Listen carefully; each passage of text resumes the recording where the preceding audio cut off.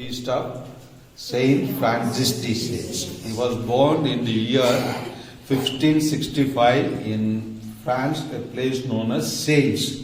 That's why he is known as Francis de Sales. To a rich family, and his father was of the age more than double of the age of his mother. And there were 12 children, it seems. First 5 children died, and the sixth child that survived from him, there were after him, there were 7 children, like that. So he is the eldest among them, and it is said that he studied very good education. He studied canon law and civil law also, and he became a priest.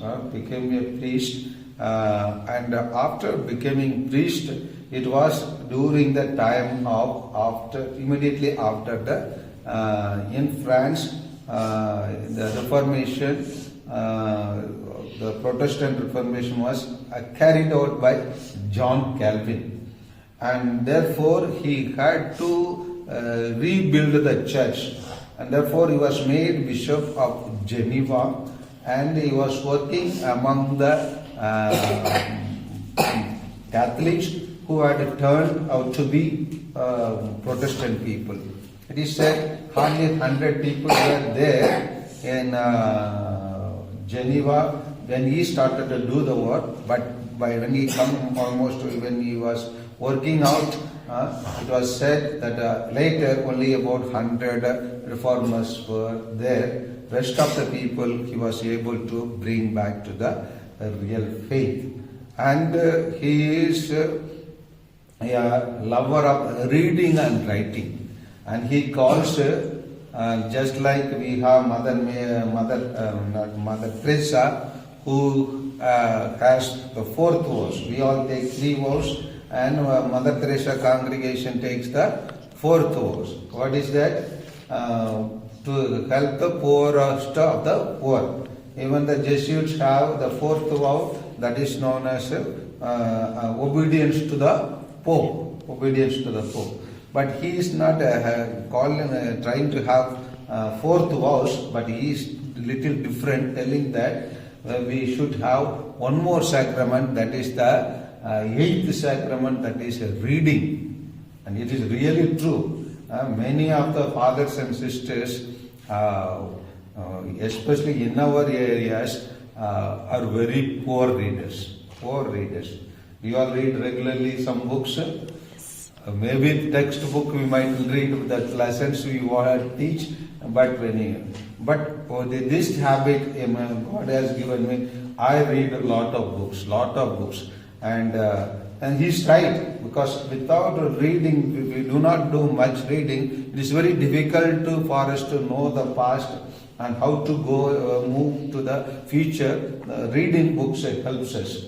So he calls reading as a 8th sacrament, and he is a lover of writing also. He has written 2 famous books. One is known as the Introduction to the Devout Life. Which is called in Latin Philothea. And the second book he has written is the Treatise on the Love of God, which is called Theotimus. These are the famous 2 books which even now again and again published. And later he came into contact with one widow known as Francis de Chanda, and along with her he started the congregation of the visitation congregation. Especially their targets to work for the orphan girls and the poor girls and widows. And when he was working along with them and all, this successor of John Calvin, known as Theodore Bessy, he was working more vigorously, like Francis de Sales, he was working among the Protestant reformers, and therefore always there was talk of war, and 2-3 times they had to call this Theodore Bessé to make him to understand, sit and talk, but nothing could bring better result.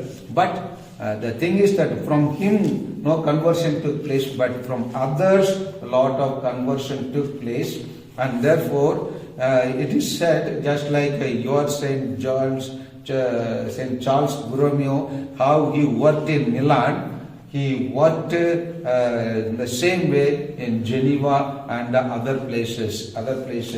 And it is said that in the year 1622 he died of a stroke, and later he was canonized by Pope Alexander VII, and after some years Pius the IX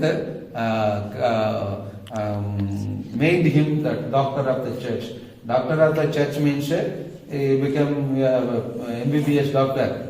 No, whom we call doctors of the church, who have left behind themselves, left behind lots of writings which helps in the church magisterium, in the church dogmatic teaching. The teachings are very principled teachings, and they help in for the church members to learn for the growth of the dogma and our faith. And therefore these two books, Introduction to Devout Life and the Treatise on the Love of God, are very dogmatic books, very based on many principles of the teachings of the church, and therefore he is known as the doctor of the church. And today the church remembers, and we know many of the congregation known as MSFs and other congregations like Salesians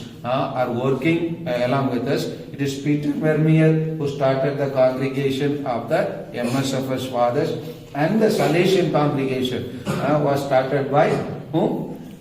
Don Bosco. It is Don Bosco who founded this precious pearl, St. Francis de Sales, and revived the teachings of Francis de Sales, and therefore the Don Bosco fathers are known as Salesians and named after Saint Francis de Sales. And such a great saint is an example to each one of us.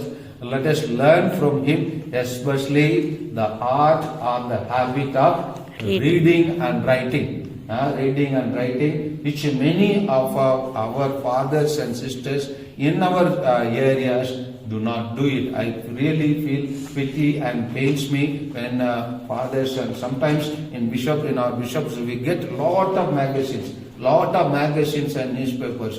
But newspapers they might read, but books many people do not even turn 1 or 2 pages. So let us cultivate the habit of reading books and writing, and let us Saint Francis de Sales inspire each one of us. Amen.